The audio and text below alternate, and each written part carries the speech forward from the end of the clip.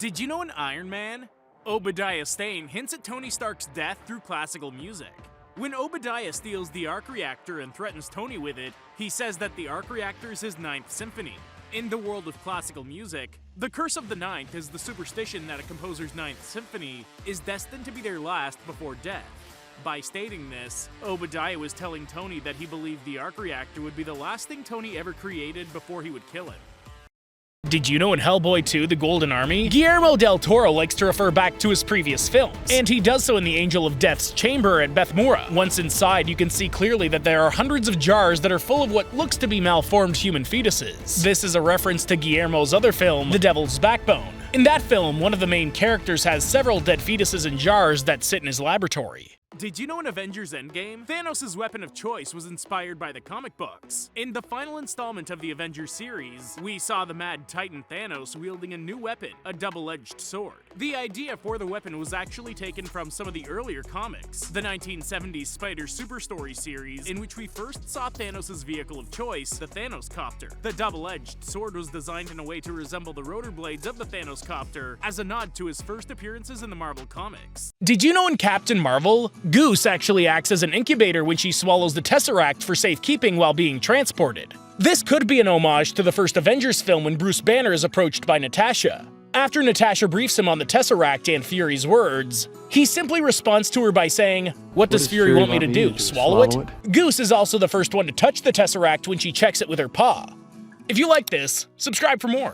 Did you know in Thor Ragnarok, Karl Urban recreates a cover art from one of his other famous characters? When Scourge goes to sacrifice himself, jumping off the Bifrost Bridge and gunning down most of Hela's army of berserkers, he ends up recreating the cover art image of Doom. This Easter egg is a nod to Karl Urban, who not only plays Scourge, but also starred in the 2005 video game adaptation of Doom, playing the protagonist John Reaper Grimm, a character that was essentially the movie's surrogate for the game's own protagonist, Doom Guy. Did you know in Thor Ragnarok, the statues on the Grand Master's towers are references to Marvel characters? On the tower, there are several head sculptures of the Grand Master's former champions, as well as a head sculpture in progress of the Hulk, his favorite champion. All of the former champions are Marvel comic book characters. Beta Ray Bill is on the top left, Darkcrawler is on the bottom left, Ares on top right, Bi-Beast on the bottom right, and in the center on the bottom is Man-Thing, the swamp monster.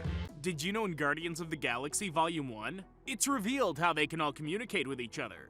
After getting arrested, we get an introduction to all of the Guardians of the Galaxy with a short synopsis of where they're from and what they were caught for.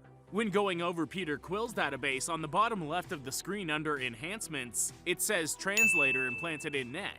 This explains how the Guardians can communicate and speak in different dialects, which is of course crucial when traveling to different planets.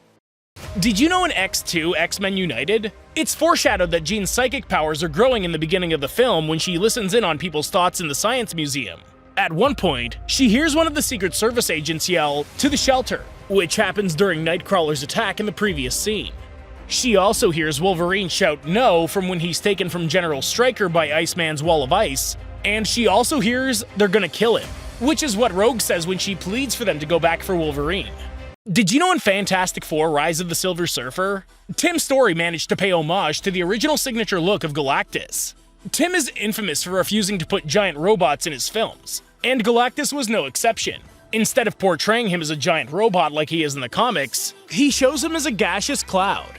Yet when the shadow on Saturn passes him by and the fiery mass within the cloud, we can see that it resembles Galactus' signature helmet. Did you know in Batman and Robin, Poison Ivy's character arc is pretty much identical to Catwoman's in Batman Returns? Both of them are unkempt, meek women who learn about their corrupt bosses, and after their bosses find out, they try to kill them. After the bosses think that the women are dead, the women are brought back to life and become their alter egos. To top it off, once they head out with their new purpose, both of the villainesses kill their bosses by killing them. This happens way quicker for Ivy though. Did you know in Doom? This isn't the first rendition of the video game that was coming to film. Originally, there was an announcement in 1999 that the movie would be made with Arnold Schwarzenegger being cast as the lead role of Doom Guy. Unfortunately, there was a real-life incident where two teenagers had played the video game, played with a chainsaw, and it resulted in tragedy. Since the chainsaw was one of Doom Guy's trademark weapons, they dropped the film idea, and this film became the first. If you like this, subscribe for more. Did you know in Fargo, Carl reveals the remaining runtime of the movie? This one was a tough spot, but when Carl is calling Jerry to blackmail him and demanding the money be dropped off to him soon, he says the line, "In 30 minutes, Jerry, we wrap things up." This is particularly significant because when he delivers that line, there's actually only a total of 30 minutes left until the movie ends. It's a small detail, but a cleverly placed detail. Did you know in Ultraviolet? This film was completely re-edited by the studio after seeing the original version. They made it so that there was more of an emphasis on action, and they cut it down from an R rating to a PG-13. Over 30 minutes were removed, and Milla Jovovich has stated that she was disappointed in how the studio handled the footage cuts. Both Milla and Gert Wimmer have disowned the film since it doesn't represent his original vision anymore. If you like this, subscribe for more. Did you know in Stranger Things, we may have been given the answer to Will's sexuality? It's been questioned throughout the show, and especially during Season 5, what Will's sexuality is, given his apparent attraction to Mike. But his class project may have given us the answer. Will created a poster with his subject of choice being Alan Turing, the codebreaker that was crucial in helping defeat the Nazis during World War II. Alan was gay and was later persecuted for this after the war. While it's yet to be confirmed, Will's choice of subject could be giving us the answer on his sexuality. Did you know in She-Hulk Attorney at Law, Daredevil made his return to the MCU in a different look? The return of Daredevil has been long awaited by fans since the hit Netflix show, and thankfully fans saw his return in the recent series. However, instead of his ironic red suit, Daredevil was wearing a yellow variant of his outfit. The yellow outfit goes back to his comic book debut in 1964, where he wore a yellow suit, red gloves, and red boots in honor of his father who entered the boxing ring before his death in the same colors. Did you know in Game of Thrones? In the Second Sons episode, Melisandre performs a ritual with leeches that is thought to cause the deaths of Robb Stark, Joffrey Baratheon, and Balon Greyjoy. All three deaths come to pass later on, but George R.R. Martin has mentioned that it was supposed to be a topic of debate for fans. An alternate train of thought that he mentioned is that her ability to see the future through the flames showed her who would die and how, and she decided to stage a demonstration so that she could take credit for their deaths. Did you know in Game of Thrones, Daenerys' hair changes throughout the show for a specific reason? Daenerys' hair has always been a lot of work, but as she explained back in Season 1 to her brother, in Dothraki customs, braids symbolize victories, which is why she couldn't wear one. As the show has gone on, however, the number of braids that she has in her hair has increased drastically for all her victories, and the length of her hair has increased, which also signifies her triumph as when a battle is lost, Dothrakis cut off their braids to wallow in shame. Did you know in Stranger Things, the actor who played Freddy Krueger made a cameo? Similarly to the iconic villain from the 1984 classic Nightmare on Elm Street, Season 4's villain Vecna has burnt flesh covering his entire body, a resemblance to Freddy Krueger. This wasn't the only homage to the film, as the father of Vecna is Victor Creel, who Nancy and Robin meet in the mental institute, is actually played by Robert Englund, the very actor who portrayed Freddy Krueger back in the 1984 horror movie.